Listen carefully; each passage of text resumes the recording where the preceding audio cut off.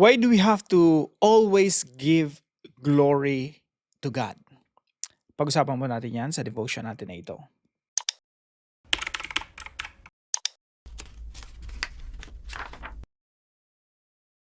Magandang araw po sa bawat isa sa inyo. Welcome back to our 365 Daily Devotions Bible Characters Edition. Binabati ko po muna si Ma'am Rita Tan. Happy birthday po sa inyo. And of course, binabati rin natin yung ating kaibigan na si Attorney Chris Abejo. Happy birthday sa iyo, kapatid. Now, tutuloy po natin yung ating pag-aaral patungkol po sa mga kings of Judah.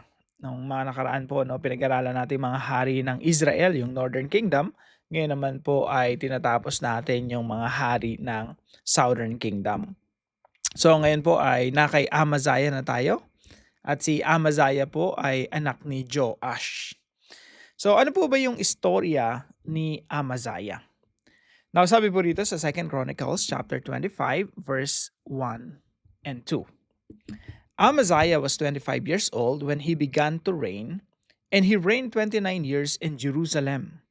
His mother's name was Jehoadan of Jerusalem, and he did what was right in the eyes of the Lord, yet not with a whole heart.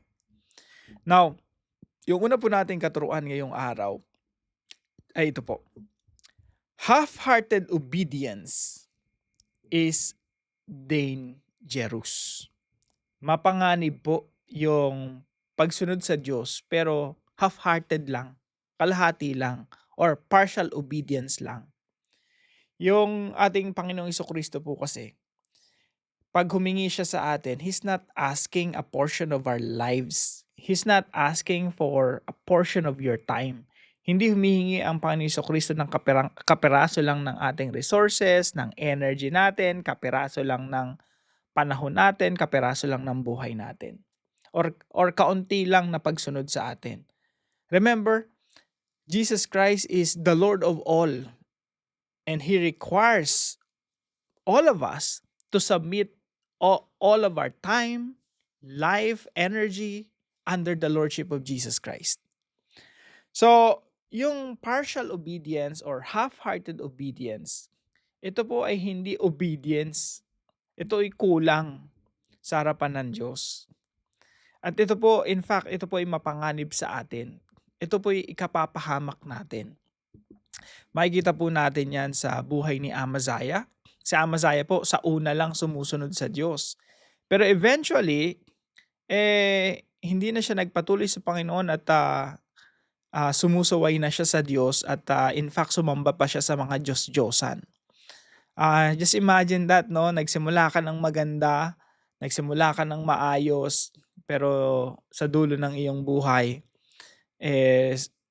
kagaya ni Amaziah, no, sumamba siya sa ibang mga Diyos o sa Diyos-Diyosan ng mga kaaway niya mismo.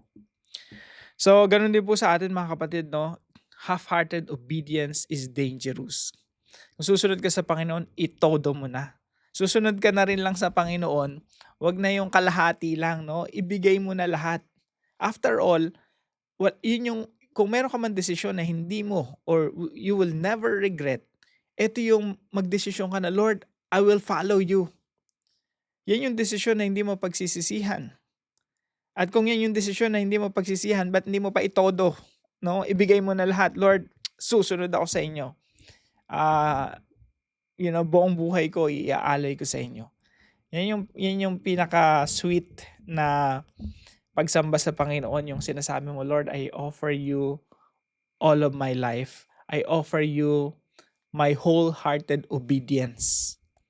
Yan yung sweet sa pandinig ng Panginoon. Pero yung mga half-hearted obedience, hindi po gusto ng Diyos yan at mapanganib po yan sa atin. Ikapapahamak natin yan. So pangalawa po, God gives victory to those who believe in Him. Ang Diyos po ang nagbibigay ng katagumpayan sa mga nananampalataya sa Kanya.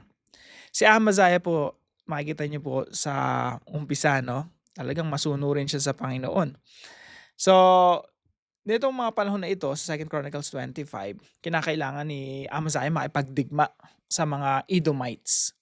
At dahil dito, nag-hire siya ng mga mercenaries, no? Nag-hire siya ng mga sundalo sa Northern Kingdom. Yung Northern Kingdom po kasi tsaka Southern Kingdom, Israel and Judah, minsan magkaaway sila, minsan magkabate, minsan may alliance, minsan may hidwaan.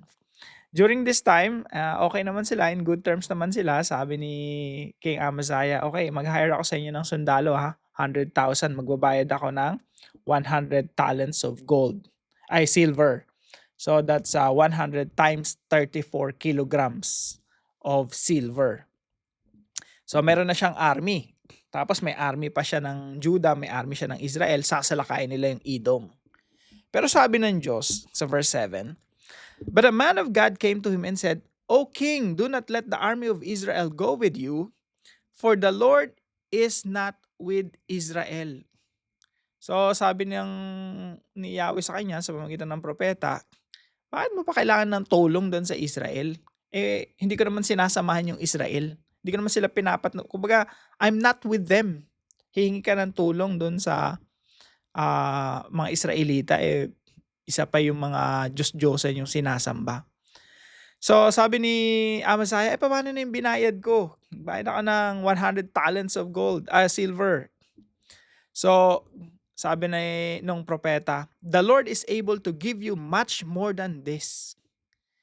Kayang pagpalain ng Panginoon. Wag mo nang, wag mo nang isipin yung binayad mo. And dahil dito, pinauwi ni Amaziah yung mga sundalong mga Israelita, kaya galit na galit sila, no? Imbis na dadami pa sana yung kayamanan nila, kasi pag natalo nila yung mga Edomites, yung mga properties doon, lahat ng mananakaw nila doon, no? Lahat ng makukuha yung plunder, mapapasa kanila yun. Ngayon, uuwi sila, yun lang dala-dala nila, silver, so galit na galit sila. Anyway, this time, makikita natin na si Amaziah nagtitiwala talaga sa Panginoon. Okay, Lord, I put my trust in you. Sasalakayin ko yung Edomites yung sundalo lang ng Judah. And because of that, God gave him victory. Kasi sabi ng propeta, ang Diyos ang nagbibigay ng tagumpay o pagkatalo. Ang Diyos ang nagbibigay ng tagumpay doon sa mga nananampalataya. Kagaya si Amaziah, nananampalataya siya sa Panginoon, binigyan siya ng katagumpayan. At the same time, sabi rito, ang Diyos ang nagbibigay ng pagkatalo. So kung binigyan ng Diyos ng katagumpayan yung Judah, binigyan niya ng pagkatalo yung kaaway ng Judah. Pero kung si Amaziah hindi mananampalataya sa Diyos, kagaya po nung sa huli ng istorya na to, no? Meron siyang panibagong gera. Binigyan siya ng Diyos ng pagkatalo dahil di siya nagtiwala. Dahil nagtiwala siya sa ibang mga Diyos-Diyosan. So God gives victory to those who believe in Him. And dahil nga po dito mga kapatid, si Amaziah po ay nagtagumpay. Pag binasa niyo po yung mga susunod na mga verses sa verse 11, sumalakay siyang mag-isa, no, kasama yung mga sundalo ng Judah, walang tulong ng Israel, pero natalo nila yung mga Edomites. 10,000 yung kanilang napatay, another 10,000 hinulog sa bangin. Ganon ka-brutal nung gera, no? Hinulog nila sa bangin yung 10,000 people. And then, yung mga Israelita na pinauwi nila, yan naman, dahil galit na galit sila, ang sinalakay nila yung Judah, they raided the cities of Judah and killed 3,000 people. So, kaya kumbaga si Amaziah nakipag-away din sa mga Israelita kasi nga sinalakay yung Judah. Nagbayad naman siya, di ba? So that's the issue. Anyway, after this, listen to this mga kapatid. Ito po yung point number 3 natin. Idolatry is an absolute insult to God. Yung idolatry po, ito po ay insulto sa Diyos. Isipin niyo po yung kasunod na nangyari. Dito po sa verse 14, after bigyan ng Diyos ng katagumpayan si Amaziah, ito po yung ginawa niya.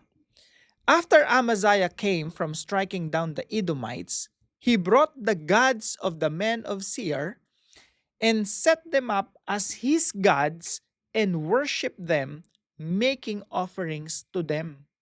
Tinalo niya yung mga Edomites, tapos yung mga Diyos-Diyosan ng mga Edomites, kinuha niya, sinamba niya. Anong klase yun? No? Anong klaseng insulto yun sa Diyos? Na after kang bigyan ng katagumpayan ng Diyos laban sa mga Edomites, yung mga Edomites na yon, kinuha mo yung mga Diyos nila, sinet up mo, niluhuran mo, doon ka tumawag, doon ka nanalangin, doon ka sumamba. Gano'n yung ginawa ni Amaziah, insulto sa harapan ng Diyos. So tandaan po natin mga kapatid, idolatry is an absolute insult to God. Wala man tayong mga Diyos-Diyosan ngayon, pero pag may pinampapalit tayo sa Diyos, whatever that is, whoever that is, that is an insult to God. When we idolize money, when we idolize people, that's an insult to God. Idolatry is blasphemy. Idolatry is an insult to God. At dahil po dito, si Amaziah po ay hinatulan ng Diyos. Kaya po nung yung mga sumunod ng gera, naglaban naman sila ng Israel, pinatalo ng Diyos. Binigyan ng katagumpayan ng Diyos yung Israel bilang paghatol kay Amaziah. At binigyan ng Diyos ng pagkatalo siya. Napakaganda ng istorya na to. No? Makikita mo yung Diyos makapangyarihan sa lahat. He gives victory and He gives defeat. Nasa sa'yo na lang yung kung anong pipiliin mo. Kung magtitiwala ka sa Diyos, susunod ka sa Diyos, o susuway ka sa Diyos. Now, paano po natin ito i-apply sa ating mga buhay? Number 1 po, aim for wholehearted obedience to God. Mga kapatid, susunod na rin lang tayo sa Panginoon. Buuin na natin. No? Magsimula tayo na maganda. Actually, kahit hindi nga maganda simula natin eh. As long as, kahit sa bandang huli na, no, tayo, kasi iba-iba tayong sitwasyon. Yung iba matanda na, no, nakakilala sa Panginoon. No? Ang mahalaga, yung ending mo maganda. Yung ending ng buhay mo, sumusunod sa Diyos. Kahit ng mga kabataan mo, marami kang pagsisisi sa buhay. Basta yung bandang huli ng iyong buhay, nakakilala ka sa Panginoon at sumusunod ka sa Kanya wholeheartedly. Pangalawa po, always give all the glory and honor to God. Lagi tayong magbigay ng kapurihan, ng karangalan sa Panginoon sa lahat ng pagkakataon. Huwag nating isipin na pag nagtagumpay tayo, tagumpay natin yun. Hindi, sabi ng Biblia, ang Diyos ang nagbibigay ng katagumpayan, ang Diyos din ang nagbibigay ng pagkatalo. So, always give glory to God for all your, victories. At pangatlo po, attribute all our achievements and successes to God. So, ibig sabihin, pag meron kang na-achieve, meron kang na-accomplish, na-promote ka, naging successful yung iyong ginagawa, lagi mo i-attribute sa Panginoon. Lord, sa iyo galing to. Lord, nagtagumpay ako ngayong araw, naging productive ako ngayong araw, Lord, sa iyo galing to. Lord, naging successful ako sa business, naging successful ako sa mga transaction ko. Lord, thank you. Sa iyo galing to. Always attribute all our achievements and successes to God. At sa ganitong kaparaanan po, may iwasan natin yung pride, may iwasan natin yung idolatry, may iwasan natin yung minsan pag tinulungan tayo ng ibang tao, nakatingin tayo dun sa tao na yun, no? Na lahat ng pasasalamat binibigyan natin sa tao na yun, nakakalimutan natin na ang Diyos ang gumamit dun sa tao na yun para tulungan tayo. So, let's always attribute all our achievements and successes to God. Now, para po sa ating discussion, why is half-hearted obedience dangerous to us? Bakit mapanganib yung half-hearted obedience sa Diyos? At para po sa ating dive deeper, pag-usapan po natin, mini seminar to, no? The order of creation. Sagutin po natin yung 5 katanungan. What is the order of creation? What is sin? What is idolatry? What is redemption? And what is the future of the world? So, magfo-focus po tayo doon sa idolatry. Tayo po yung manalangin. Heavenly Father, thank you for every victory, blessing, and success that comes from your gracious hand. Forgive us whenever pride enters our hearts and causes us to take credit for what only you have accomplished. Teach us to walk in humility and dependence upon you each day. Remind us that apart from you, we can do nothing. May our achievements never draw attention to ourselves, but always point others to your goodness, power, and glory. Guard our hearts from arrogance and help us remain faithful, grateful, and humble in every season of life. In Jesus' name, Amen and Amen. Maraming salamat po sa bawat isa sa inyo na sumusubaybay po dito sa ating daily devotions. Kung kayo po ay may natutunan, ipalam nyo lang po sa comment section right below this video. And please don't forget to share this devotion to your family and friends. At mamaya po, abangan po natin yung ating mini seminar patungkol po sa order of creation. I'm sure marami po tayong matututunan sa dive deeper natin mamaya. No? So, right after this devotion, gagawin ko po yung video. So, see you po later. God bless you po.